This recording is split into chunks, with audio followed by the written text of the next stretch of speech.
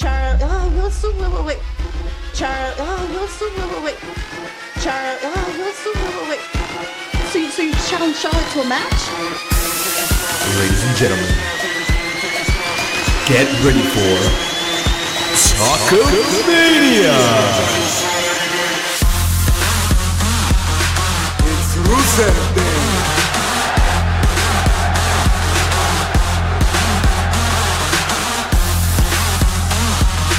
I'm not finished with you! That, my friend, is gonna leave a mark. I love black eyes. Where are you, Dango? All before you were wearing a training bra. Ladies and gentlemen, welcome to another exciting episode of Talkamania. I'm your host, Esmino, here with my partner in life, partner in crime. Whoa.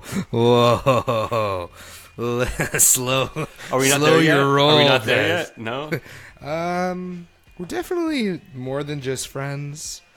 I mean, come on. You traveled so far to see me when we watch pay-per-views together, and I mean, I see the way you look at me over the webcam.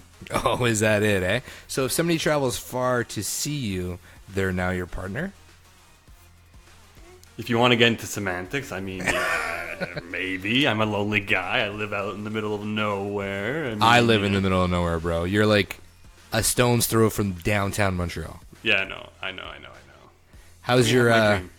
how's your vacation, man? I know it's your last week, so Yeah, this is my last week. We're midweek my last week. It's a bit depressing. It's hard to enjoy because you know you're going back the next week. yeah. But I made a list of things I needed to do. One being staining my fence. That was a big job. I got that done. And I ended up cleaning out my basement. So I got a lot done. So I can at least go back from my vacation and don't feel like I wasted my time. So I've just been kind of taking it easy today. I did a bit of some gaming, catching up on my WWE, watching 205 Live. Yeah. What I'm did you taking it game? easy for my last week. Nino Kuni 2, the What? Japanese RPG. Okay. Really good game, guys. If you're a gamer out there, you like JRPGs, Nino Kuni. If you like JRPGs and you're listening, you know what that game is anyway. The fuck is a JRPG? Check it out. Japanese role-playing game. Oh, okay. Pete's probably gonna blast me for this. Pete, if you're listening, we saw your gifts this week. Yeah, J-Bomb is not big into the RPGs or the JRPGs or the J-Bomb RPGs. I think you've been to a J-Bomb RPG. It'd be something like Leisure Suit Larry role-playing game. Why? Because it's sexual? I know. I about guess that so. game. That's all I can think of. You're a slime ball, so. Damn, slimeball. Des, tell our listeners where they can see us, where they can find us, and where they can buy our merch. Well, I'm not going to give you my address because then you'll come out and find me. But then only if you'll be my life partner, then, possibly. But if you're not willing to be my life partner, you can, always follow us on the Twitter @_Talkamania. Also, check our t-shirts out, prowrestlingtees.com/Talkamania. Guys, buy some merch. Buy a t-shirt, man. Wear it. I love it. You look good with it on you. And we'll plug you for 4 weeks. We don't care what you do, what you are, what you want to talk about. We'll go on there. We'll sell cat food if you want us to for 4 weeks. But yeah, buy those t-shirts and, help us grow the Talkamaniacs and the community. Help us help you. And before we get going, we're going to give the promo a bit earlier today. Rafael Elsparza. Follow him on Twitter @VSIDocSports. He's giving you $60 worth of premium member picks by texting the word wrestling to 29022. And that's going to give you $60 credit that you can use like real cash to sign up for my plays. You can do all this at DocSports.com. Rafael, if you're listening, what is up? Hey, buddy. All right, man. So, actually, Raw and SmackDown were pretty good this week. I liked them. I agree. There's a lot of hate going for Raw this week. I thought Hate? There was. I was seeing a lot of hate on social media saying it's garbage. I'm turning it off. And I guess people are tired or they're entitled to their opinion. But for me, I thought Raw was better than the usual week. And I think also same thing for SmackDown. I think they were put together quite well. And I guess just the segments flowed nicely. It was all put together well, and I was happy. Many things to take out of it that I was excited to see. So for me, I enjoyed both. Maybe it's because I'm on vacation. I'm enjoying myself. I'm just kind of like, were you drunk? To watch my wrestling. I was drinking a bit this week, but Day drunk. Good day buzz going on. I didn't today because I knew we were doing the podcast, so I didn't want to, get a bit too silly. Oh, so you're sober for the cast? Oh, okay. Well, I'm drinking now. I waited. Oh, okay. It's nice. I look forward to it. I wait all day, and I had that first beer with you. My Fuck partner yeah, in man. life. Oh, whoa. Okay, so we got to talk about it. Everyone's talking about it. Easily the highlight of the week. Stephanie McMahon announced at the beginning of Raw this week the women are getting their own pay-per-view, Evolution. What was it, October? End of October? October 28th, I believe. Okay. Dude, that's huge, right? It is huge, yeah, for sure. It's funny, though, because some people are saying, it's amazing for the WWE. They're taking big leaps, big strides, and doing this. It's a monumental, I guess, event for the women of the WWE. Because women's wrestling has been really, really prominent and strong all around the world. Yeah. And some people would even make the argument that WWE is kind of behind the times. So I can kind of see that aspect. But in terms of the WWE's sake, it's definitely a huge thing, and it's great.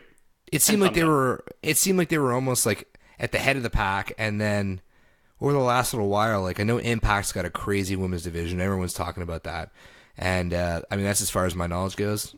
Women have been putting on sick wrestling matches for a long, long time. It didn't just happen in the WWE. Don't tell that to Vince. But it's cool to see. I'm really excited. A little bit questionable that Triple H named it Evolution. I'm kind of like, okay, well, he's got to have his, his name in there somewhere. Come on, Triple H is the man. He's the man. Yeah, I don't even think it has anything to do with Evolution. I think it's because it's the women's Evolution. Yeah, maybe. And I saw Nikki Cross on the stage as well, too. So does that That's mean... what I was just about to mention. Yeah, does that mean she's officially on this... I know she was doing some SmackDown house shows. Is she now going to be on SmackDown Live? Is she be joining Sanity soon? I don't know, but it was cool to see her nonetheless. And with this pay-per-view, so many possibilities, right? So this is going to be a big event. It's not happening till October, so still time to kind of build some things up towards it. We know the Mae Young Classic final is going to be in there. Yeah, what do you think about that? I think that's cool. I mean, why not end it in the event? It's going to be a really good... What better place to have it? Let me ask you that question. I just feel like... I hope it doesn't, like, mold the finals to be, like, purely WWE. Like, it kind of... For me, it kind of takes away the possibility that somebody outside the WWE can win it now. Because I don't see how they're going to showcase it. I don't think that's going to be the case. I mean, even if somebody from outside the WWE wins it... They're going to be signed to a WWE contract. Okay, that's what I mean. They haven't signed to one before they win it. I don't think they're going to have somebody else from the outside. No. They're going to have that guy win it. It's a person they want to hold on to and make a star. Good point. I think it's a good place to have that match. We'll have the NXT Women's Championship on the line.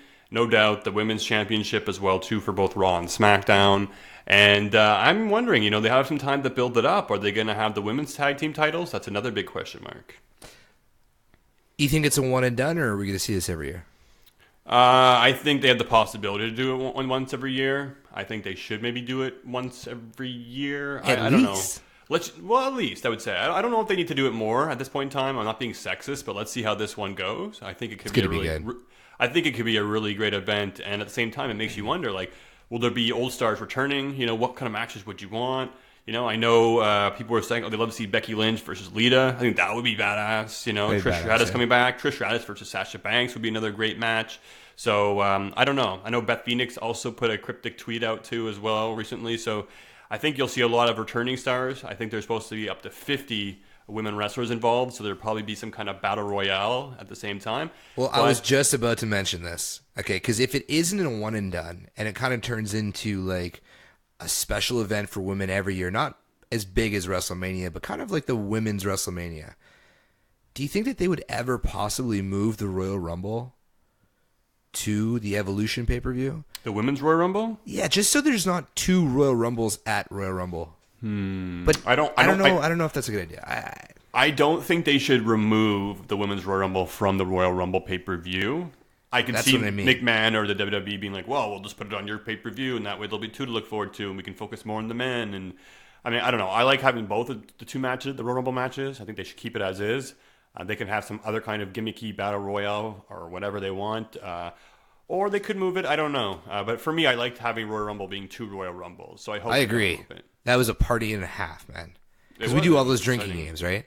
Yeah. Remember, that was the match where Asuka won and then went on to fight against Charlotte Flair at WrestleMania, and then she lost, and then she's just been losing ever since. Yeah. Just reminding you. You're reminding me. I usually remind you. You know what? While we're talking about Asuka, let's skip, because there was something I wanted to mention to you about her. We saw Becky Lynch beat Carmella, so technically she's better than Asuka too. So she's going on to SummerSlam. How do you feel about, well, put it this way. Had Asuka beaten Carmella at Extreme Rules, how dope would it have been to see Becky versus Asuka at SummerSlam? You know what? It's funny because I've been watching Becky over the past few weeks, and I'm totally aboard the Becky train. I want her to win at SummerSlam. I think she's awesome. But yes, I was thinking that as well, too, when I was watching it, how sick it would be to have them wrestling at SummerSlam. Yeah. I mean, and they also, they use armbar, right? I remember she was using it for one point. Their submission specialist. I think they could have put on a good feud, a good kind of more like a rival, like to see who the better woman is, the more technical. It would be a really good battle. And now, we're not going to get that. It's going to be Becky versus Carmella. And, I mean, Carmella's not going to have James Ellsworth now because we saw that he got fired this week on SmackDown. What a waste. It's so weird how they did that. It is weird. I was reading, too, that they had not signed him to a contract, and they were just like, we're not going to offer you one. So for me, it actually makes me feel better. Because they actually brought this guy in to make some kind of credible, I wouldn't say win over Asuka, but Carmella needed to bring James Ellsworth back, or the WWE needed to bring James Ellsworth back to make it convincing that somehow she could escape with the title against Asuka. And was it convincing, Des? Was it convincing? Shh, I have to tell myself this. I'm trying to convince myself. Now that she's out of the title picture, well, he's no longer needed. So bye James Ellsworth. So I don't know. Felicia. She destroyed Billie Kay, though. She did. The match was super sloppy, but the kicks. Also, at the same time, Billie Kay's a bit tall and lanky, but she was taking those hits, and she was it looked like she was just like knocking her senseless, and she just kind of collapsed at the end of the match. And yeah, it was cool. I liked it. So it looks like she's going to be having some kind of, I guess, program with the Iconics. I saw that right away. Handicap match. I saw that right away that after the Evolution was announced, they started picking a fight with Asuka on social media way before SmackDown even aired. So I knew something was going to happen between the group, between Asuka and the Iconics. So I could see her kind of being in a program with them, at least for the foreseeable future. I hope she doesn't get stuck doing something with them for SummerSlam. And the only thing that makes me nervous about this is if she's kind of doing a program with the two of them, she may eat a loss from one of them. And that's just going to be even worse than Carmella. Worse than Carmella? Oh, yeah, for sure, man. The timing of the Evolution couldn't be better. I feel like the women's division was getting somewhat stale. The constant wins from Alexa Bliss over on Raw and the constant losses from Asuka on SmackDown. Yes, I'm going to say it again. I just feel like the timing was right. Super excited. It's a shame that it leaked, because that would have been a cool announcement to know, surprisingly, I guess you can call it. Well, I thought it was going to be the tag team titles. So, Did you? Yeah. And I know I had heard about the pay-per-view being rumored as well, too, but everything was really strong for the tag team titles. There was, concept art out there, so I think a lot of people thought that's what it was going to be, myself included. So I still think there's time for the tag team titles, and at the same time, look at Sasha and Bayley. So they're back together again. They're happy.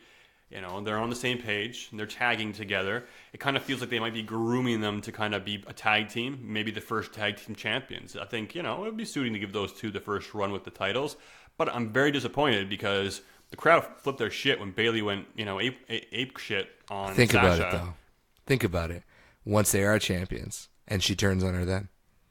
I don't know. Yeah, I think you're being too optimistic. They did the whole therapy angle and nothing really came of it. Wasn't really mentioned. They weren't like, here's your diploma. You saw Shelby one week. He wasn't even there and on the screen. The other week, they weren't showing the audio. They're pretending like it didn't happen. And now they're friends again and they're hugging. They loved each other. I don't know what the hell this is. Dude, it was so awkward and cringy. And she's like, there, I said it.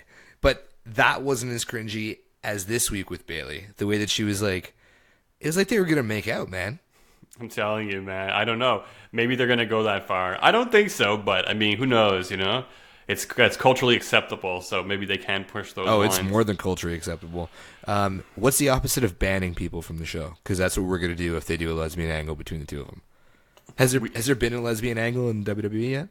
Of course there has. There just hasn't been one in the last decade or so.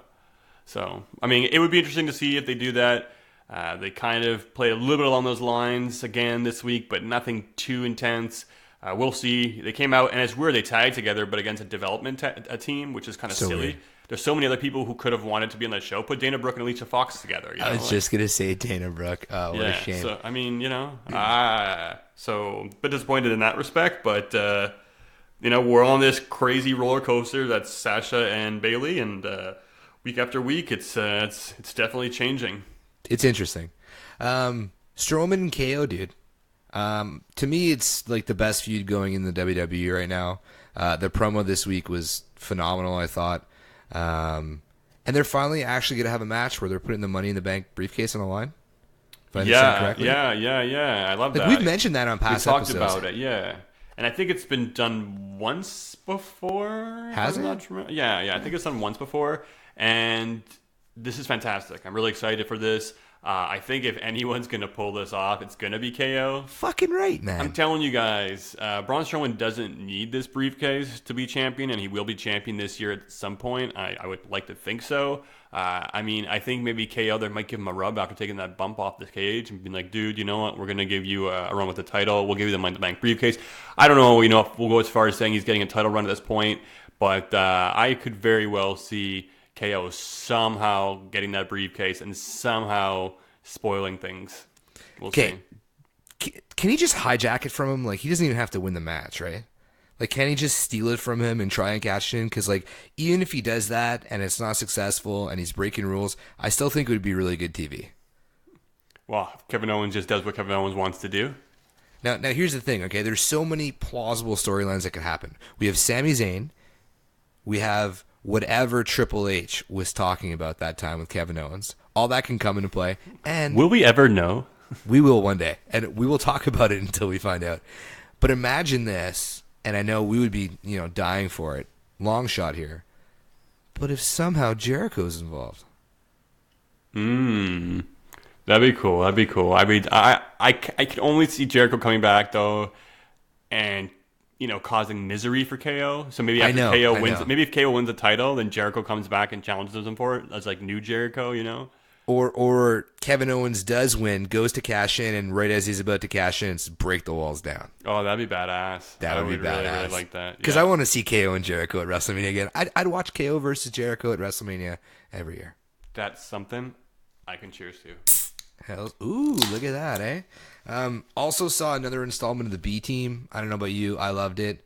Is it still working for you? Is it still something you enjoy seeing on Raw? I like it. It's exciting. They're not the best tag team, B for best, but it's cool to see. It's fun. I just wouldn't believe they got in the ring with Authors of Pain and they're going to get destroyed, So they have to give me a few more convincing wins, I guess you could say, but they did this week at least. They pulled off the win. They pinned Matt Hardy. It looked like Bray and Matt were going to say, hey, you guys did it. You're the better team.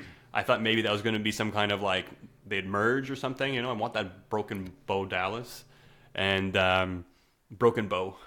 Broken Bow. Ner.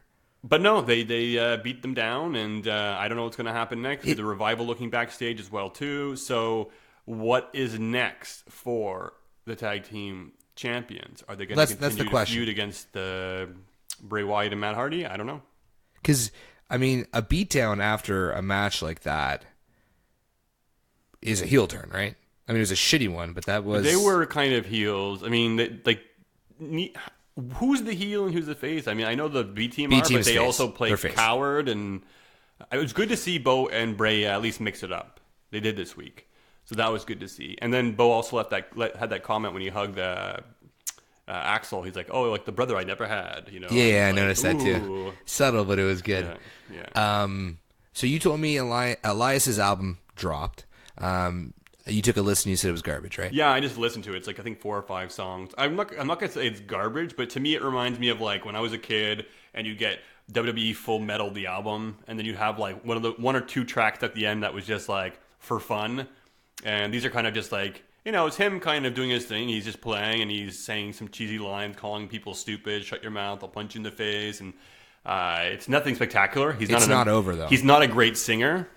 You know what though? I'm hearing that it ranked really high in iTunes. I don't know if it's because of the association with the WWE and the hype behind it, but it's getting pretty good rating. Not ratings, but I guess it's up on the charts. You could say. Yeah, but here's the thing: I didn't see any mention of it on my Twitter. Like none. So it's not like people might have downloaded it to check it out, but it wasn't like they went to Twitter and then talked after. Yeah, it's not great. At least in my opinion.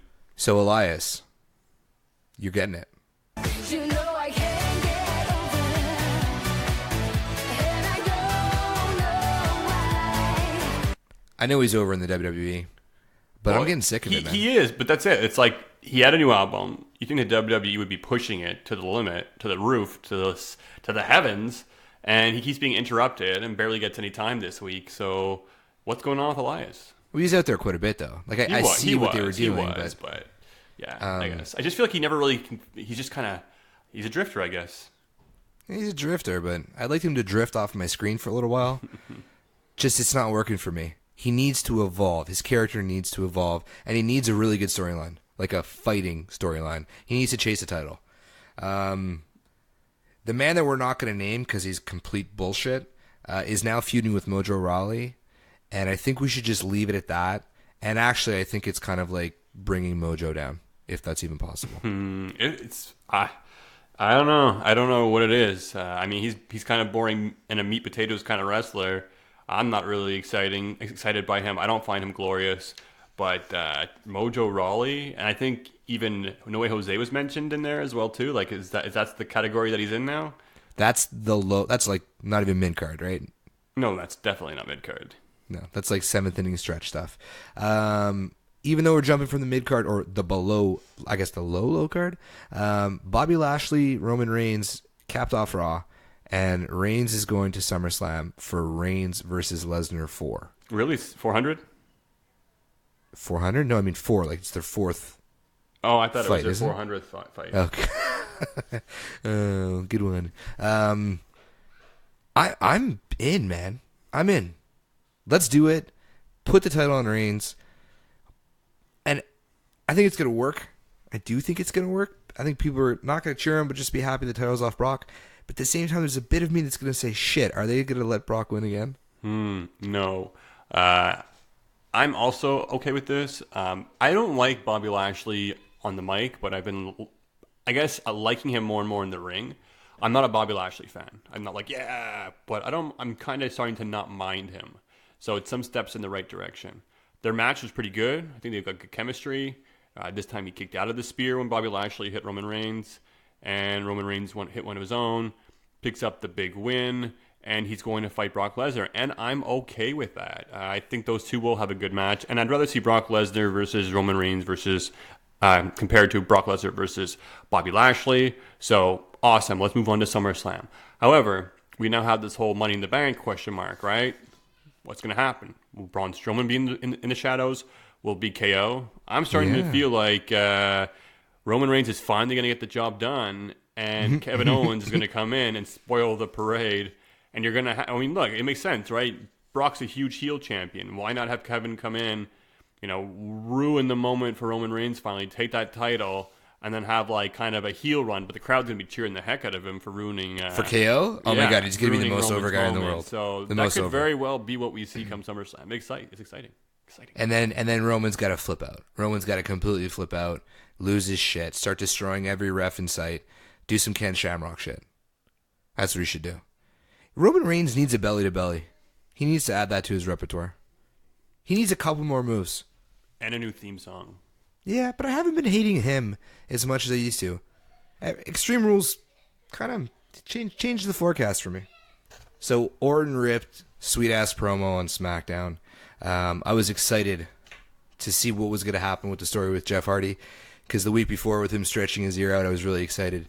I thought we could get real personal about it. And then he just drops like heel 101, like you've mentioned a million times.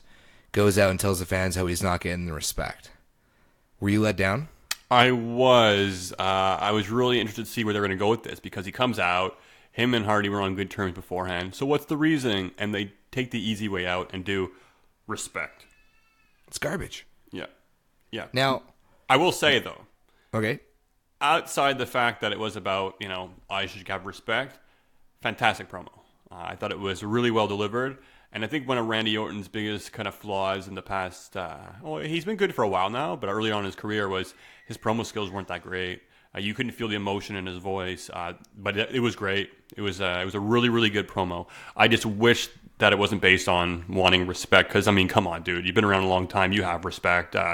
It's silly. It's silly. It's like the Shelton Benjamin one from a few months Yeah, back. yeah. Just, I know, because like they could have used so much, right? Because, you know, Randy Orton had his demons in the past. Jeff Hardy had his demons, like, again come up recently. They should have kind of ran with that angle, and I think it's really like the PG era is not going to allow anything really good like that to happen again, at least anytime soon. That's a shame, man. I mean, it's funny. I just see Orton in the back. It's like, okay, I'm gonna go out and take my heel turn. Like, okay, well, what's the source of my anger? Just use the usual respect. Okay, it's like, come on, guys. He's like, paycheck, yep, all right, whatever. Well, it's Rusev Day today, so we have to talk about Rusev Day from last night. Ooh, I loved it. I loved everything about everything. It's one of my favorite parts of SmackDown every week. Okay, yeah, for sure, 100%, right? Yeah. This feud needs to be a fucking feud. Like Andrade with Vega and Rusev with Lana. Like, I love the chemistry. I think it was fantastic. Yeah. These guys could have a feud that could last a month or two. I love it. I love the two taking each other on. They could do a tag match. There's so much that they can do. I thought it was really cool, the chemistry between the two. I like Almas getting his match with AJ Styles, then getting a win over Rusev. I think it's great, the fact that he's not floundering anymore. It was cool. Love it. I love when Almas goes in the ropes and he kind of hangs there, and then Vega gets on the side. Yeah, and then Lana and Rusev did it too. Like, it was cool. I mean, just seeing her come out with Rusev this week was a surprise, and it was exciting to see. And then, you know, Aiden English makes his way out and costs them the match, and I'm fine with that. It's cool. It tells a story for Rusev Day, and it helps Almas get over. Awesome. I think everybody comes out of it a winner.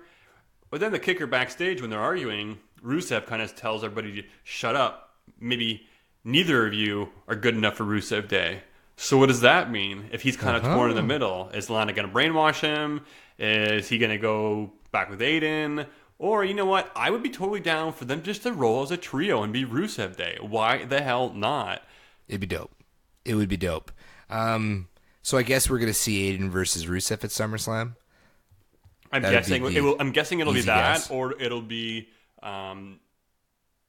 Rusev and Lana versus Almas and Vega, maybe. Yeah, I'm down for either one of those combinations. I don't think they're going to drag that on too much longer, but I think that's a match they should think about having.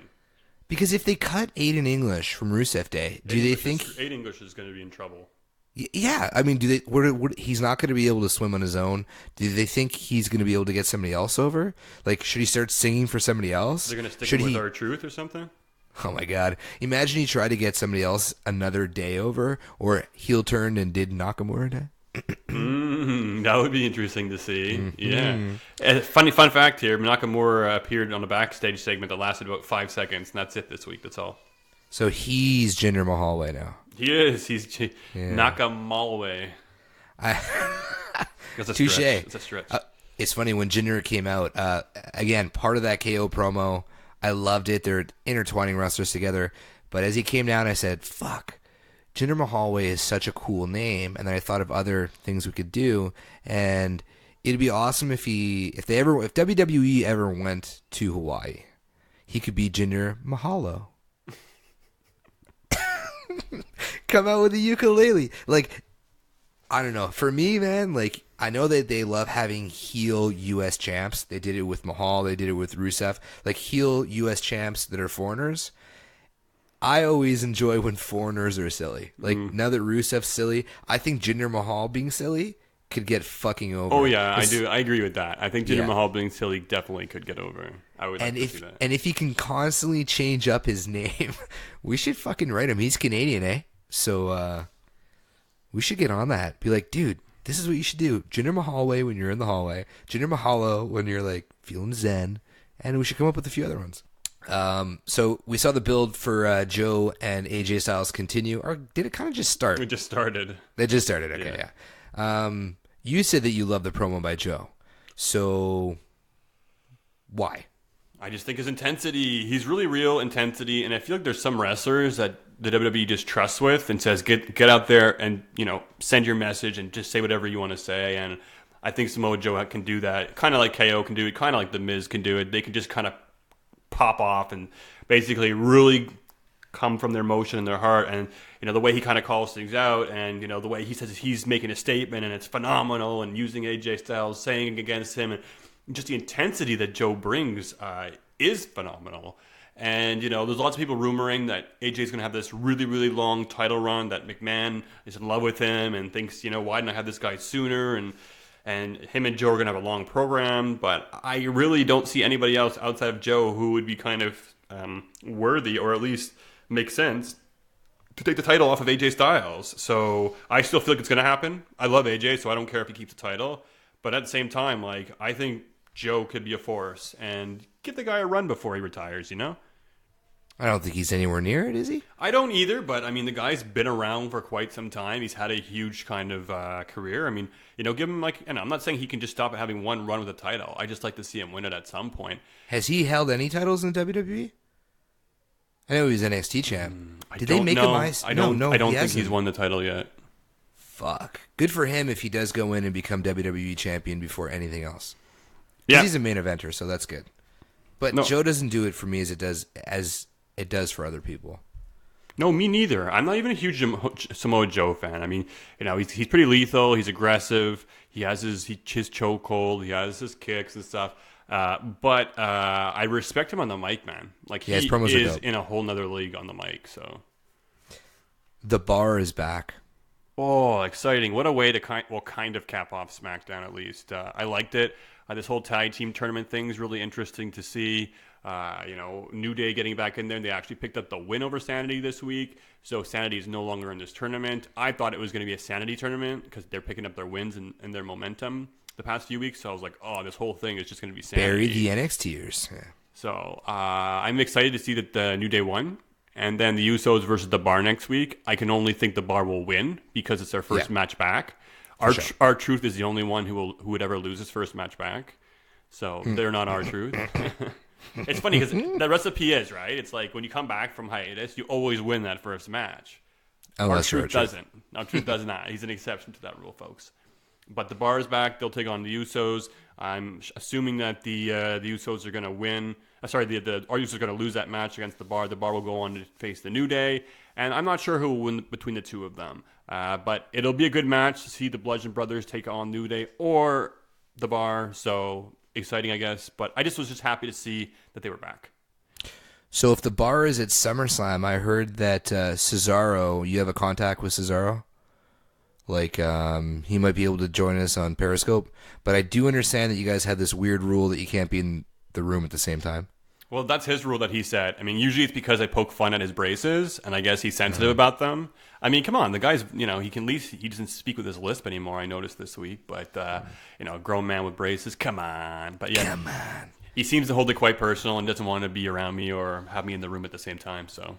But you guys are still pretty friendly, right?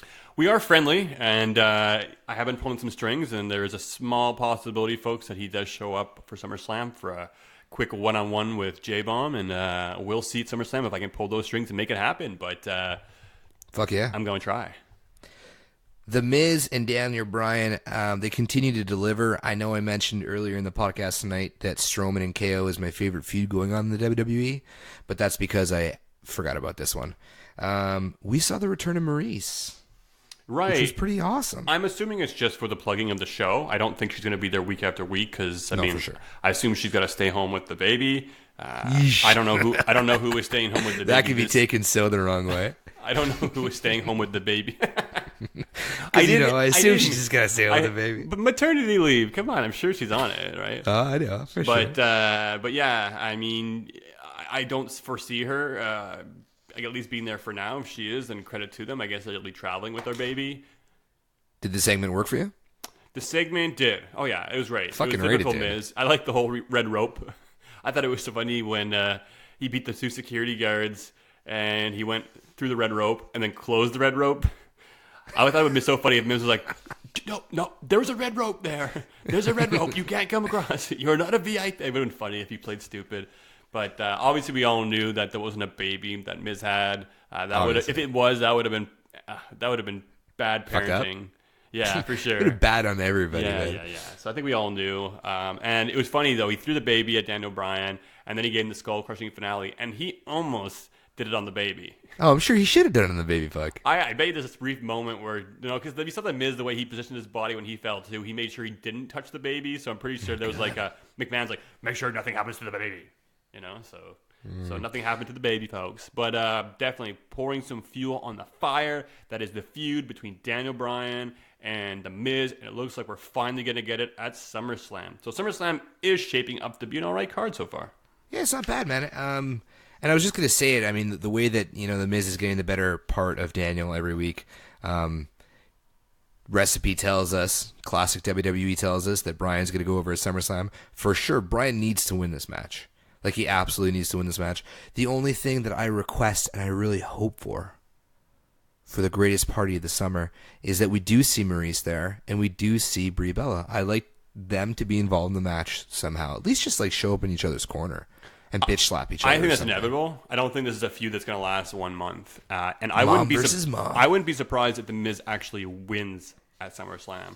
Ooh. The WWE is going to do the thing where they kind of pull the carpet from underneath it.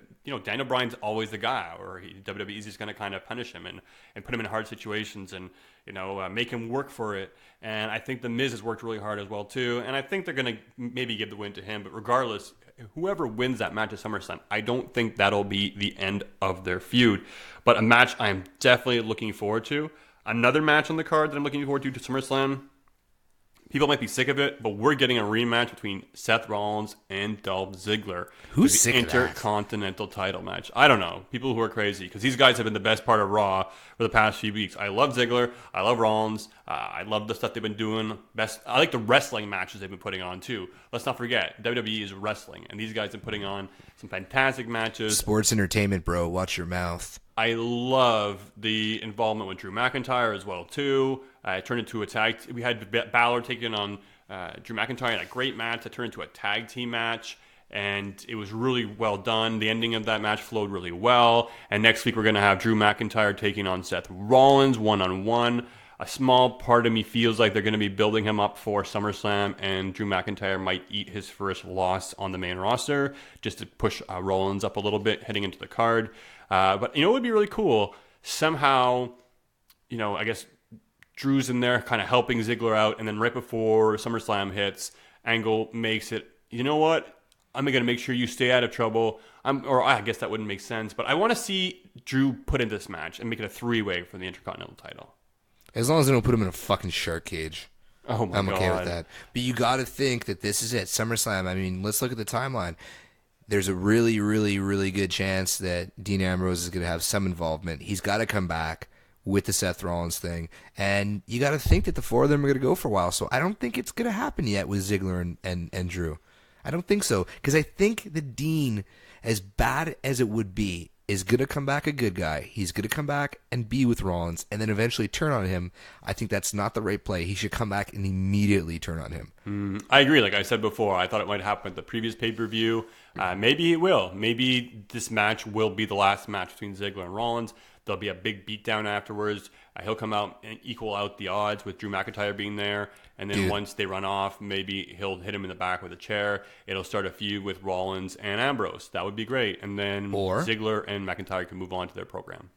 Or Dean helps Ziggler win the match. Dean, McIntyre, and Drew. Little mini alliance. McIntyre and Ziggler. Whatever. Wait, what did I say? You said McIntyre and Drew. Yeah. Damn, long day. D's Dean, Ziggler, and McIntyre. And M's and Z's. D's nuts, man. D's nuts. Okay, before we wrap it up quickly, new NXT champion, Tommaso Ciampa. God, every time I read his name, I have trouble saying it. Cool. I like it. He's deserving of it. He probably had one of the greatest feuds of all of last year. Definitely in NXT. One of the superstars of the year for me. I just don't like how quickly Aleister Black's title reign ended, I guess. Yeah, I don't know a little bit short. I don't know if he was exposed as, I don't know. Why didn't they roll with him longer? I don't know. Mic skills, maybe. I don't know, because I always saw him wrestle. And then I saw him working the mic, and he's not at all how I pictured him on the mic as he should be. He's just of very plain Jane. and maybe they wanted more aggression or something more out of him. But again, Ciampa's just been on fire. His aggression, the feuds he's been putting on with Gargano. Maybe they wanted to add the title to this match between the two of these guys. Oh, maybe, yeah. And maybe they see more in black that on the main. He can go up to the main roster. I mean, who knows? We'll see. Usually it's a passage. Once you have the title for a little bit of time, you move on to the main roster. Maybe Black's time is now. I'm not sure, but I think it's cool. I think it's awesome. It's good to see. There's usually call-ups post SummerSlam, so maybe he's going to be one of them. They're probably going to not start him off the way that we're going to be happy with it, but whatever. It gets him on the main roster. You texted me to watch Nikki Cross versus Candice LeRae versus Kairi Sane, on NXT. I haven't gotten around to it yet. I knew it. Yeah, but I'm being honest. And so what made it so special for you? I like NXT, first of all, because they tell the stories in their matches. I find the matches are phenomenal. Just kind of the free reign that they have, the chemistry these women had, the story they told, it was just magic. You kind of have to watch it. Candice LeRae was the first match I saw her in. She was fantastic. Nikki Cross is her aggression, the way she comes off in the ring, the things they do in the ring, outside the ring, and then the way it ended with Kairi got put on the top rope for a while. She's kind of strung up there. Well, the other two are fighting and feuding. Candice LeRae gets Nikki down for the win, and then out of nowhere, Kairi comes to the top rope with her elbow drop, picks up the win. The match itself was just great. Kairi won? Really, yeah, she won. But I just thought would you have enjoyed the match as much? Yeah, had she not I won? would have. Okay. The match was really, really good. I liked it. Folks, if you didn't see it, I'm not describing it well. I don't do it justice. I'm crap. Watch the match itself. It's fantastic. I've had some beer, and I'm having a good time. So we've almost been through an entire episode, and we haven't seen Salty Dez at all. So before we wrap this up, bro. Well, he almost came out a little bit in the beginning when we talked about Asuka. We're not going to do that. We're not going to do that. Really? Yeah, I'm going to try to be positive, and we've been talking about a lot of positive things. I've enjoyed Raw. I enjoyed SmackDown. I'm enjoying the build-up to SummerSlam. And guys, remember one other thing. Next week, Ronda Rousey's back. Oh, shit. That's not salt at all. Exactly. So that's going to be interesting to see. The match has been made official. Ronda Rousey versus Alexa Bliss at SummerSlam. She'll be back next week. She's going to raise hell, and hopefully she won't get suspended again for another 30 days. Oh, yeah, seriously. What's the opposite of salty Dez? What would we call you? Low sodium Dez. Low sodium Dez? Sugary? I don't know. Sweet Dez? Sweet Dez. Dez, who you sweeting on? Sweeting on Ronda Rousey. Who else are we sweeting on? Hey, I heard a rumor today before the podcast that Oh, it's now heavily rumored that The Rock will be involved with and maybe even wrestle at WrestleMania 35. I know you don't care, but the fact that we're going to be there that year, Rock's going to wrestle, pretty sweet. Hey, who's going to wrestle? John Cena, The Undertaker. It'll be Triple H, watch. Actually, I'd be down for that. Dude, I just realized we're going to see a Triple H WrestleMania entrance in the flesh. I'm more excited for a Triple H entrance than I am The Undertaker. Well, because Undertaker, you're getting every year. He's just going to walk out. There'll be some druids there. There'll be some smoke. Triple H, you might have some motorcycles, some sledgehammer, some masks, some moving pieces and parts, and Stephanie making her... So, we started off with the Women's Evolution. I'm going to ask you a question. Women's Evolution, do you think Stephanie McMahon will be wrestling on the card? Oh, fuck. No, I don't. I don't think so. I don't. Unless, no. She might be involved. Maybe with Rousey. I don't know. No, I don't think she'll be wrestling. I hope she doesn't. No, she's not. No way. That was hilarious. You're just basically talking shit. Yes, no, yes, no, yes. Like, I want to give Stephanie and Triple H the benefit of the doubt that they are the next era of not... I really don't think Triple H puts himself over, man. I really don't. I think maybe he did a bit with Sting at WrestleMania 31, yeah. But apart from that, I'm happy with everything that fucker does. And I think it was like 100% genuine how proud he was with Evolution, with like the Women's Revolution stuff. Which one, his stable that he created, or the Women's Evolution pay-per-view that he created that named after his stable? It's the Women's Evolution, and whatever, man. Triple H is the man, and you know what? In 5 years, on the podcast in 5 years, I'll prove it to you. Why? Because McMahon will be dead and he'll take over? That's right. That's right. That's awful. That wraps up another episode of Talkamania. Guys, thanks for tuning in once again. Follow us on Twitter @_Talkamania. Go buy some merch. www.prowrestlingtees.com/Talkamania. They're $19.99. Buy one. Get 4 weeks promos. I don't care what you do. We'll put you on the show. Apart from that, man, Dez, enjoy the rest of your week, bro. You've earned the time off. I hope you enjoy it. On behalf of J-Bomb, I'm out. Dez, say bye. Happy Rusev Day. Suckers walk! Ugh.